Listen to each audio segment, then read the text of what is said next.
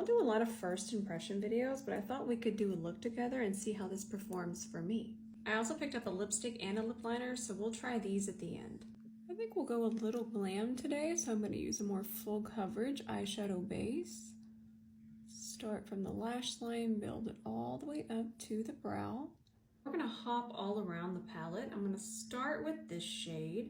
I feel like it picked up really nicely on the brush. Nice and smooth. That looks nice. I picked up more eyeshadow. Now I'm going to flip that towards the ceiling. I'm going to look down. I can shut one eye at a time, but I know a lot of us can't. So just look down, and then I'm going to push it in here and find my socket and kind of twirl it over this way. See how I'm twirling the brush back and forth? Push it in there. I'm going to use this brown. I like that it's a little bit more neutral than this shade. You can see this one has a little bit more red in it. This one's more neutral. It's on the tip of the brush. We're just going to pack it into the socket. I think I want to do a cut crease. I think I want to. And I definitely want to try out the black eyeshadow in the palette. Now that I know my direction, I want to explain something to you. You'll notice that I kind of started with our first transition and that it was not a very light shade. It wasn't here, it was kind of in that middle. And you'll notice the palette, it goes from the lighter shades, medium to dark at the bottom. I like that about it. But when I do a cut crease, I like to start with kind of my medium middle ground shade. And then I move to a darker shade and think of the black that we're going to use as the darkest shade. I'm going to pick up some of this shade on the side of the brush.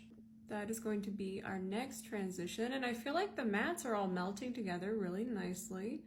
They're all making friends. And actually, I think that's a rather lovely blend. That's very nice to me. And I also feel that transitioning with the side of the brush just melts things together so beautifully. Try it. I'm gonna grab just a little bit more of that first shade we started with, and I'm just gonna soften this line right here. Just a little bit more. We're almost to the black eyeshadow now. Now if you're grabbing black eyeshadow, switch to the smallest brush in your collection. The shadow's just on the very center of the brush, so I'm gonna start to press that in the deepest part of my socket. I'm going to relax my eye and I'm going to let it creep out of there ever so slightly. Just keep tapping. I'm going to switch the brush around, go over this way. Dipped back in. I'm going to build it up just a little bit more. I find that packing, and what packing is just pressing. Just building that up is always a good idea when it comes to black eyeshadows. Sometimes, no matter the brand, it's the shade that tends to want to become patchy. I'm gonna grab just a couple dabs of that shadow, that dark brown that we used, and I'm just gonna soften the top. And we are on our way to carving. Now, if you want to get a really clean lid space, we're first going to carve with some micellar water on our C30. And this micellar water is going to completely dry. We'll tap it dry, and it's absolutely not going to mess with the base underneath. I am going to wipe it on Shayla, my little makeup towel. Grab this tiniest amount more of the micellar water. Keep that carving going. And then we're just going to flick it out this way. I'm going to give you a couple more tips. So a really good way to get used to carving the crease is to kind of tap it and then pull, tap, and then pull, tap, and then pull. That way you have a lot more control over the carve. And another tip is I like to kind of cheat my natural fold. You can see it right there. See that line? See how I'm starting to carve above that? That's going to create a larger lid space, and that's kind of the illusion we're after. It's creating just a much larger lid space, which makes the eyes look so much larger. The micellar water is completely dry, and I want to do a white eyeshadow base. It's going to make our lid color, I was going to do a much lighter lid color. It's going to make it really, really pop. So let's go ahead and put this white base all over.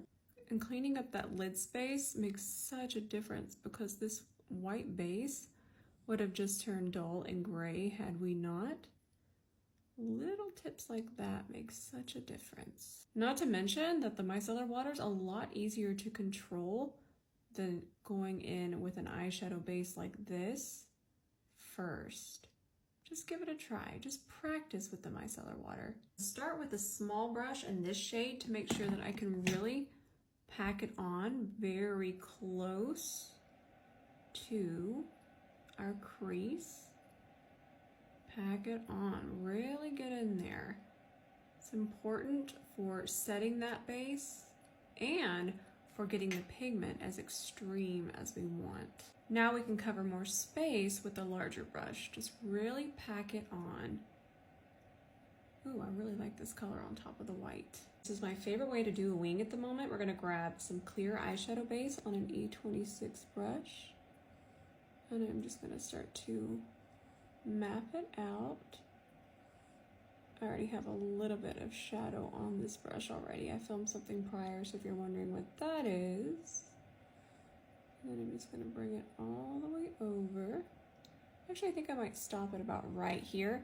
And where right here is, it's right where this front part of my iris starts. I have to look in the mirror so you can see. So right there, I'm gonna stop the clear base. Then we're gonna pick up black eyeshadow and I'm going to keep layering this till I get it as dark as I'd like. But you can see that the shadow just follows the eyeshadow base. I'm wiping off the brush, picking up more black eyeshadow, and I'm just going to continue to build this up. I don't want to thicken it just a little bit. Let's clamp our lash down. Make sure it's not going to be lifting. Same technique we did with the liner underneath here. And I'm using this cool gray shade. It's going to really enhance my brown eyes. I bought the shade Nude 2 in the lipstick. Ooh. This is a different nude than what I would normally wear. It feels creamy. And then I bought Nude 5 in the lip liner. And I like to do my lip liner after to kind of blend and define. Maybe I'm just used to my lip lines, but I don't mind the lipstick, and I really enjoyed the eyeshadow palette. You probably don't need another matte nude eyeshadow palette, but I did enjoy creating this look with it.